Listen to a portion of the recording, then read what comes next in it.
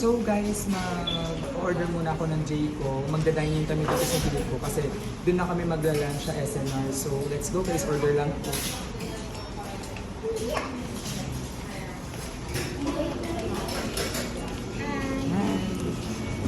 For ano? Sige, go na. Dining na lang tayo. Dining na lang. Okay, nagugutom na rin ako. So mag-take out na lang. Mag-take out na lang daw kami, sabi ng aking kapatid na si Kuya Mike. Sige ma. Favorite ni Mama yung Jayco eh. Sige na lang.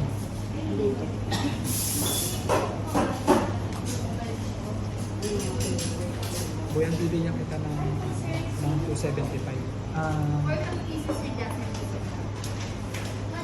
Yung ano, 2 dozen.